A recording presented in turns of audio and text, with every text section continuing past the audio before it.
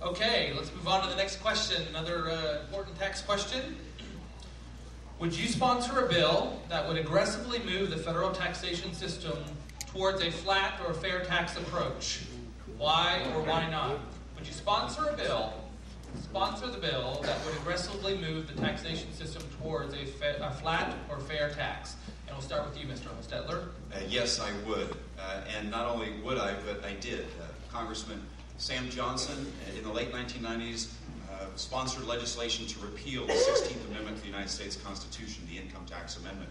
I co-sponsored that proposal to amend and later voted for it on the floor of the House. When that did not get the necessary 290 votes, two-thirds of the House conferring on that, we then moved on a piece of legislation by Steve Largent from Oklahoma to, in a 10-year period of time, phase out the income tax and move to another form of taxation.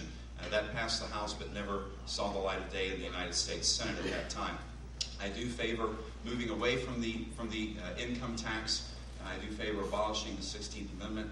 I also am much more in favor of a consumption tax, a sales tax, whereby whenever you go to the register to check out, you pay a national sales tax just like you do a state sales tax. Thank you. Mr. Coates. My answer is absolutely. I have a legal education.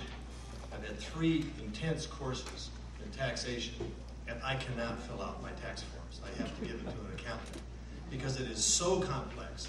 You're always thinking, what deduction did I miss? Am I getting fair? And then your neighbor or the guy you work with says, boy, I just got a $2,000 deduction for X. I said, oh, X. I didn't even know there was an X. And I took tax course. Oh, they just put that in.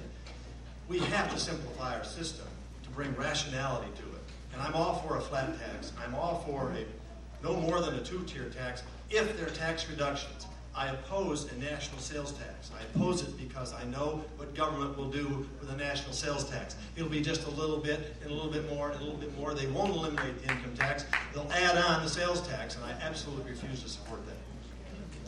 Mr. Bates. Well, I think, first of all, we need to talk about what we're facing right now. One of the things I've not heard is that I'm not hearing them say the Bush tax cuts are set to expire. January 1st, 2011, every tax-paying American here is going to get a tax increase. And so the very first piece of legislation that needs to be introduced is to make those tax cuts permanent. That's the first thing that needs to happen.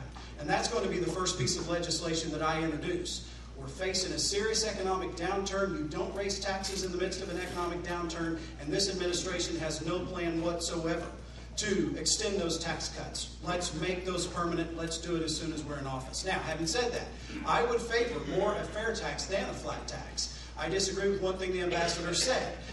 Don't initiate a national sales tax if you don't eliminate the federal income tax. So I think a flat tax would be better than doing nothing. But I firmly believe that a fair tax would be the better approach to go. But don't institute it unless we can totally abolish federal income taxes.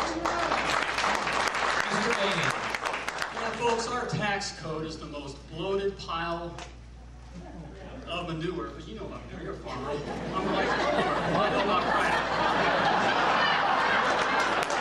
That's a big pile of it.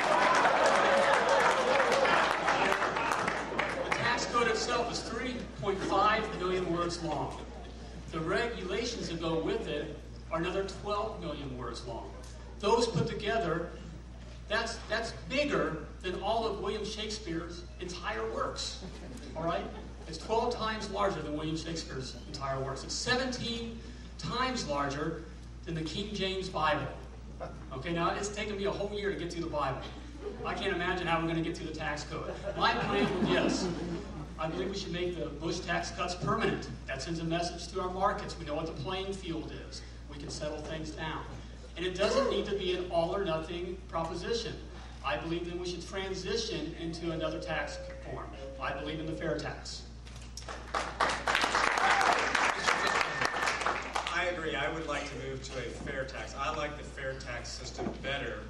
But let me first explain something. I'm an accountant, did our accounting for our farm for several years. Finally, it was so complicated and I was too busy with other things that I turned it over to an accountant. But our IRS, the tax code is so complicated that we continue to create loopholes for people who are willing to take their money offshore. They find ways to skirt around the IRS. I think that we do need to make the Bush tax increase, or the Bush tax cuts, permanent, but I also think if you realize that the death tax is going to expire this year, but then it's going to rear its ugly head again in 2011. It's something how the federal government keeps encouraging us to die at a certain time, like the health care bill. And so I think that it's wrong that we have a federal government that continues to manipulate the market. I support a fair tax. It is what it is. It's fair.